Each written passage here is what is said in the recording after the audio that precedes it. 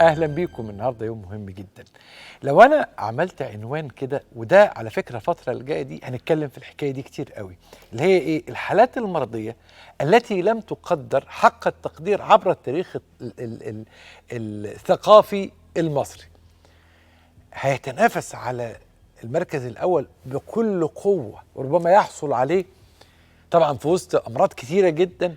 الشخير يا جماعه واحد من الحالات المرضية اللي ما قدرتش حق تقديرها عبر التاريخ في مصر.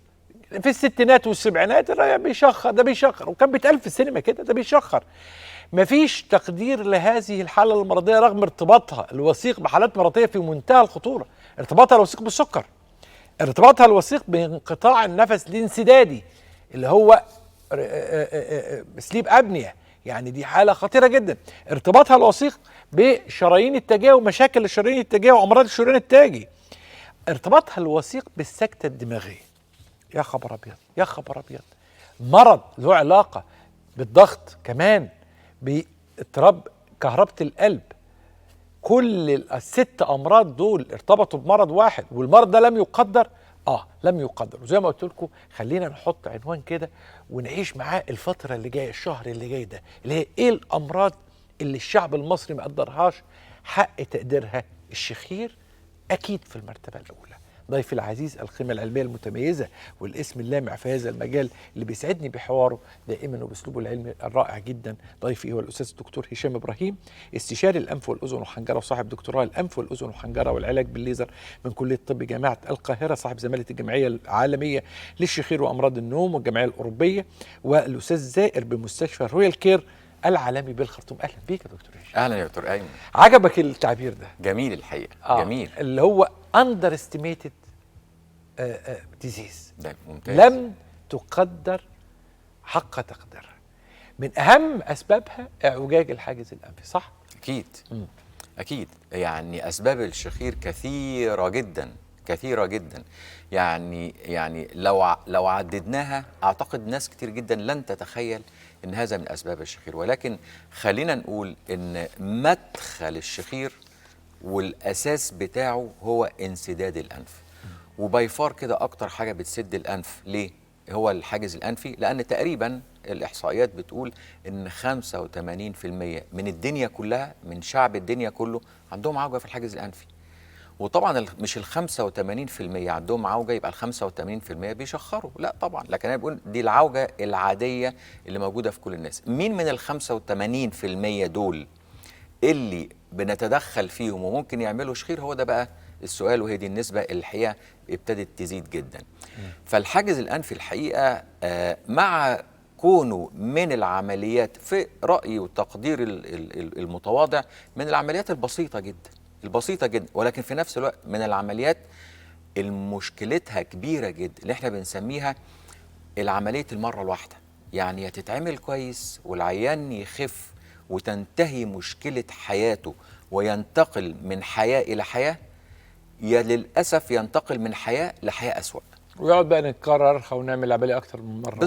بالظبط هيدخل في دايلما جامد. بالظبط كده. فعمليات الحاجز الآن في الحقيقة التشخيص المظبوط، الفحص المظبوط، العيان لازم يجي يشتكي ويوضح حالته، والطبيب لازم يبقى عنده نظرة، يعني عايز اقول نظره دقيقه لمنطقه الانف. يعني مثلا اما هقول لحضرتك حاجه بسيطه جدا، يعني كتير جدا واحنا بنكشف على الانف بنجيب حاجه اسمها النيزل سبيكيولم او فتح الانف، وبنفتح بيه ونشوف اذا كان الحاجز الانفي معوج ولا لا. الحقيقه دي بدايه خاطئه لتشخيص الحاجز الانفي. الحاجز الانفي اول خطوه فيه في التشخيص بتاع الطبيب ان هو يبص على الانف بدون ما يلمسها، عشان نشوف الجزء الامامي منها وفتحه الانف الاماميه بدون ما نفتحها غصب عني. ممكن نفتح ابص الاقي جوه الدنيا سالكه، ولكن المدخل اساسا معوج. الجزء الاول في حوارنا النهارده يتعلق الوقت، التايمنج بتاع اجراء العمليه دي امتى؟ والله كتير طبعا، ناس كتير جدا بنسمع نقول ان العمليه ما تعملش قبل 16 سنه، وتبقى كلام ستريكت، واوعى تعملها قبل 16 سنه. طبعا هقول سؤال، واحد عمل حادثه طفل صغير عمل حادثه ومناخيره اتكسرت واتقفلت 100% بالحاجز الانفي، هو السؤال هسيبها له؟ لا يمكن. لوجيكالي كده لا يمكن اقدر اسيبها له. لا، وبعدين هسيبه عنده نقص اكسجين داخل المخ في طول فتره النمو يعني. بالظبط كده، هو ده اللي انا عايز اقوله.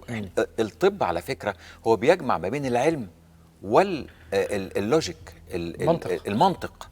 فانا مش منطقي ابدا ان طفل يعني يحصل له حادثه او مولود بكسر في الحاجز الانفي اثناء الولاده او تعثر في الولاده او حاجه زي كده ومناخيره مقفوله بنسبه 80-90%، اسيبه لغايه ما يبقى عنده 16 سنه واتدخل جراحيا. هيكون باظ بقى ايه؟ هتكون باظت ودانه ميه ورا الطبله، وشرحنا الكلام ده قبل كده. هيكون باظت الجيوب الانفيه بقفله الهواء، هيكون باظ مجرى التنفس بتاعه بصدره لان الهواء خلاص بيفتح بقه.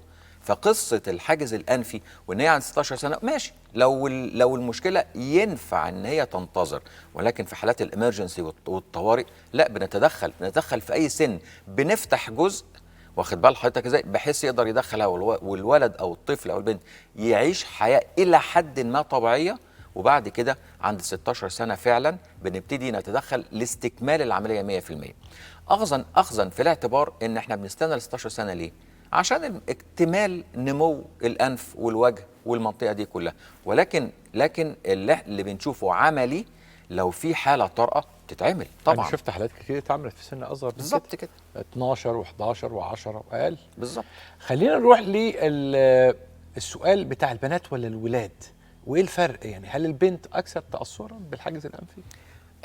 البنات اكيد، يعني انت عارف طبعا، يعني انا بيجي لي بنات كتير جدا الحقيقه وستات كمان، يعني بنات كتير جدا بترفض الزواج وبترفض الارتباط بسبب هي مش واخده بالها، بسبب ان في ريحه بقها، بسبب ان هي عندها مشاكل في الانف والتنفس والصداع والبلغم وكل وما يستتبع هذا من انتفاخ وغازات جوه البطن، وما بتبقاش عارفه. وهي بتقول لي كده صراحة، أنا ما ينفعش أرتبط بحد وأنا عندي ريحة وحشة في بقي وأنا عندي غازات وأنا أساسا صداع ونفسيتي تعبانة. فطبعا الكلام ده بالنسبة للبنات مؤثر جدا وبيعمل لهم مشاكل نفسية، يعني ما اقولش لحضرتك قد ايه، لدرجه انها بتمنع الارتباط، بتمنع التواجد في وسط مجتمعات، بتمنع ان هي تتكلم. انا ساعات بيعمل الانف لما بتتسد بالحاجز الانفي بتعمل نزل تون، يعني بتعمل خنفه. فمشاكل الحاجز الانفي كتير جدا والبنات بتتاثر بيها يعني اضعاف الولاد. بما ان حوارنا ملي على البنات هتسالنا هو شكل الانف من الخارج يتواكب مع شكل الانف من الداخل؟ يعني اللي عندهم اعوجاج في الحاجز الانفي بالطبيعه هيكون عندهم اعوجاج في الانف كلها؟ ده سؤال ظريف، ده سؤال ظريف جدا. ده سؤال بناتي، سؤال بناتي. شوف حضرتك، هو احنا السده الداخليه، يعني الحاجز الانفي الداخلي، عشان ناس كتير جدا بتربط ما بين الحاجز الانفي والشكل الخارجي للانف، وده سؤال متكرر. يا دكتور هشام، واحنا لما نعمل حاجز انفي الشكل مناخيري الخارجي هيتاثر؟ طبعا لا. ليه؟ لان الحاجز الانفي هو الحاجز اللي في النص ده، ولكن الشكل الخارجي للانف عباره عن غضروفين عاملين كده. فاللي احنا بنشتغل عليه داخل الانف اللي هو الغضروف اللي في النص ده، هو ده اللي بنشتغل عليه، ملوش اي علاقه بالهرم بتاع الانف اللي هو المنطقه دي. فالحاجز الانفي الداخلي عمايله او لما نيجي بنصلحه لا يؤثر تماما على الشكل الخارجي. هنسمع كلام بيشن ونشوف التعبيرات العفويه ونشوف ايه المشكله، ايه الكومبلين في مثل هذه الاحوال على فكر الناس. تعالوا نسمع مع بعض.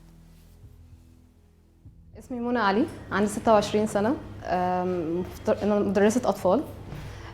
كنت بعاني من مشكلة الجيوب الأنفية من حوالي أكتر من 10 سنين. رحت لأكتر من دكتور وشخصوني بحساسية جيوب أنفية مزمنة. كنت بعاني من صداع مستمر، ريحة في الفم، على طول أنفي مسدودة.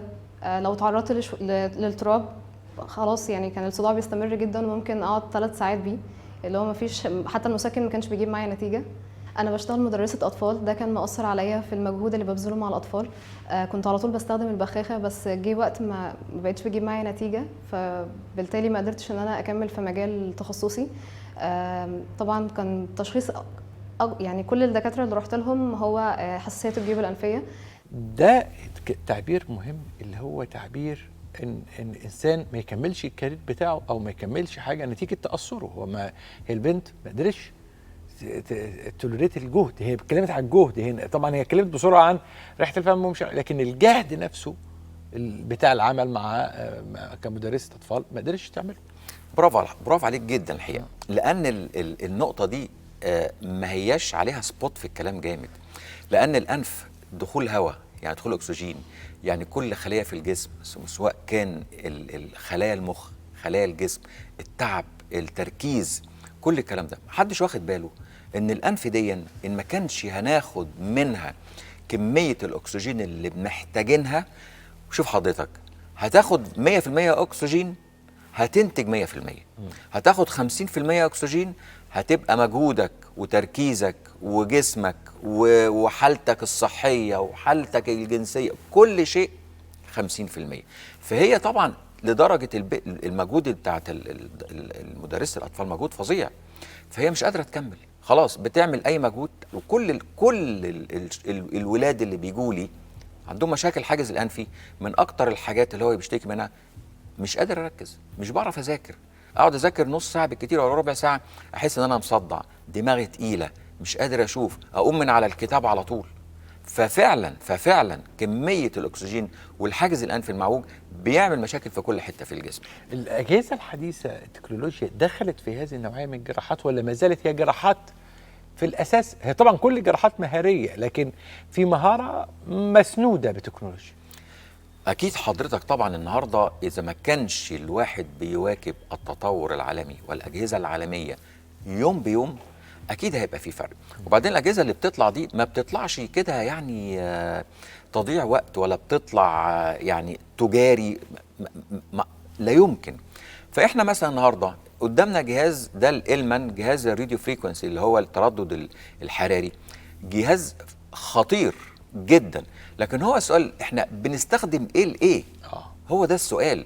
ده بنستخدمه في حالات كتير جدا، في حالات الحاجز الانفي وحالات الشخير وفي كل حاجه. لكن إيه الجهاز ده ما هو الا عباره عن تول.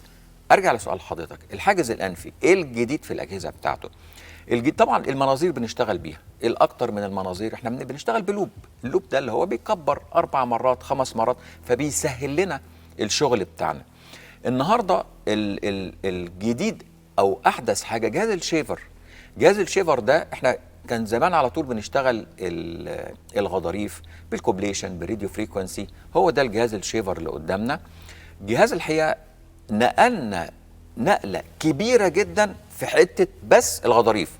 ما اتكلمناش على اللحميات، ما اتكلمناش على حاجات تاني، ما اتكلمناش على موضوع اللسان وازاي ان هو بيقلل حجم اللسان، ما اتكلمناش على اللوز اللسانيه. لكن النهارده الشيفر في الغضاريف الانف بقى حاجه الحقيقه. كنا بنقعد في غضاريف الانف فتره طويله والنتائج ما كانتش كويسه، لكن النهارده في 5 دقائق بالظبط الجهاز بيخش بيصغر. بص حضرتك هو هيعمل ايه؟ بيدخل جوه الغضروف، شايف؟ بص حضرتك بندخله ويبتدي هو يلف جوه ياكل من الغضروف نفسه. بص حضرتك هو ابتدى يلف اهو، ده مكبر جدا. بيدخل جوه الغضروف ويبتدي ياكل من جوه الغضروف ويشفط جزء داخلي. لو حضرتك ركزت هتلاقي الغضروف نفسه، بص فتحه الانف بقت قد ايه؟ اتغيرت. الشكل الخارجي بقى بتاع الغضروف نفسه لم يتاثر. وهو ده التارجت واهم حاجه في الغضروف، ان الجدار الخارجي بتاعه ما يتاثرش. ده مهم جدا. لكن يبقى برضو ارجع اقول تاني انه الحاجز الانفي والشخير كعرض من اعراض الحاجز الانفي لم يقدر حق تقديره في الثقافه المصريه. كم من شاب صغير عنده مشاكل في الحاجز الانفي والاسره مطنش، لما شويه كده نخلص المصيف نعمل الجمعيه، اخته تتجوز، البيت لسه ما تقدملهاش عرسان، لما يتقدم لها عريس نبقى نعمل لها العمليه. يا ناس عايزين نعمل اسلوب من كده. والله العظيم انا هعمل الحكايه دي، اعمل تجميعات. ما هي الحاجات اللي في الطب اللي لازم نستنى لما العروسه البنت يعني يتقدم لها عريس عشان نعملها لها؟ كتير. سؤال، حاجات نعملها للواد قبل ما يدخل الكليه اللي هو نفسه يدخلها، وليكن مثلا كليه شرطه ولا مش عارف ايه، نستنى خلاص الواد خلاص فاضل له شهر ويدخل الكليه نقوم نعمل له عمليات. يعني حاجه تجنن يا جماعه. مش ممكن نحط الطب والعلاج بعمليات ورعايه صحيه مقابل ان الواد هيدخل في حاجه ولا البت هتتجوز. ارجوكم خلينا عندنا حاجه غير، فكر غير كده خالص. انت بتنورني، بتبدع كالعاده. انت كلامك حلو والله العظيم انت والناس اللي الحلوه. لا ربنا يخليك، لا احنا في الدكتور. طيب وماله والناس الحلوه وماله هناك. طبعا ضيفي العزيز القيمه العلميه الكبيره الاستاذ الدكتور هشام ابراهيم، استشاري الانف والاذن والحنجره وصاحب دكتوراه العلاج بالليزر من جامعه القاهره وزميله الجمعيه العالميه والجمعيه الاوروبيه للشخير وامراض النوم، والاستاذ زياد بمستشفى رويال كير العالمي بالخرطوم كان ضيفي في الدكتور. هسيبكم لما بعد الجراحه. نسم الكلام دايما بعد كلام مهم، لانه هو بيقارن. انا كنت بشتكي من كذا والان وضعي كذا، الاعراض كانت فيها مشكله كذا والان انا اتغيرت الوضعيه الى كذا. ده مهم جدا لانه التاريخ المرضي ده انا بعلم الجيل الجديد من الاطباء. خدوا بالكم من كلام الناس، كلام العيانين والتاريخ الهيستوري، عشان الناس اللي بتقول لك اعالج من خلال اتصال تليفوني ولا من خلال ابليكيشن يفهموا ان ده مستحيل. لانه منين هكشف، منين هاخد التاريخ بالتفصيل، منين اقعد اتناقش مع المريض بيقول لي كلمتين في الابليكيشن. فلازم نفوق بقى. احيي حضرتك على اخر جملتين. اخر جملتين في منتهى الاهميه. مفيش حاجه اسمها تشخيص بالتليفون ولا بالنت ولا بالواتساب ولا باي حاجه ولا بالماسنجر ولا باي حاجه. التشخيص قدام المريض، قدامي المريض وافحصه، ده المظبوط. ولا ابليكيشن ولا اي حاجه. خليكم مع الدكتور. بعد العمليه الوضع اختلف على طول. طبعا انا بتنفس من انفي، فالريحه يعني ما بقاش في ريحه ظاهره من بقي خالص.